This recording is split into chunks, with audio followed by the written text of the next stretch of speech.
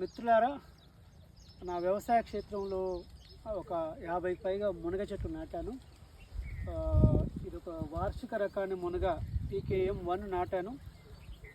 ఈ ఆగస్టులోనే దీన్ని మళ్ళీ కట్ చేసి రీజనరేషన్ కోసం అనుకుంటున్నాను. ఈలోగా ఈ చెట్టు విరగా కాసింది, కానీ కంటిన్యూస్ వర్షాలు పడడం వల్ల విరగా కాసిన కాయ సైజులో పరిణామంలో పెరగడం లేదు.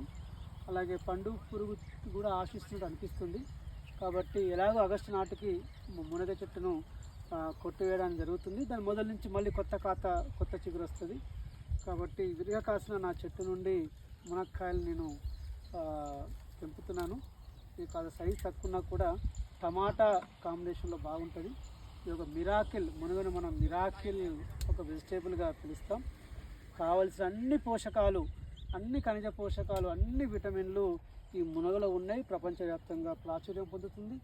ఇక్కడ ఈ భూములు వీటికి అనుకూలంగా ఉన్న ఎక్కువ వర్షాలు, ఎక్కువ చలిని తట్టుకోదు. ఎక్కువ ఉష్ణోగ్రతను, తక్కువ నీటిలో మునగ ఎక్కువ దిగుబడిని ఇస్తుంది.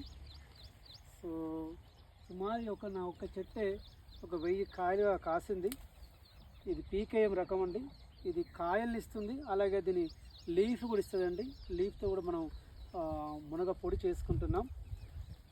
ఇది చివరి ఖాతా. ఎలాంటి సేంద్రియ ఎరువులు కానీ క్రిమి సంహారకాలు కానీ వేయని అండి. ఒక చెట్టు నుంచే వందలాది కాయలు కాయడం ఒక అద్భుతం.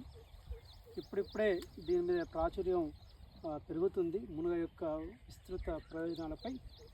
ఇది మోరింగా ఒలిఫెరా మోరింగేసి కుటుంబానికి చెందింది. ఇది మునగని తెంపాక దీని కొమ్మల్ని మళ్ళీ నేలకు వేయాలి. ఇది నైట్రోజన్ ఫిక్సింగ్ ప్లాంట్. సో మళ్ళీ నేల సారవంతం అవుతుంది.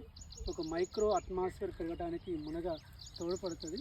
కాబట్టి కొన్ని కాయల్ని అలాగే కొమ్మల్ని విరిచి మళ్ళీ ఆ చెట్టు మొదల్లో వేయడం వల్ల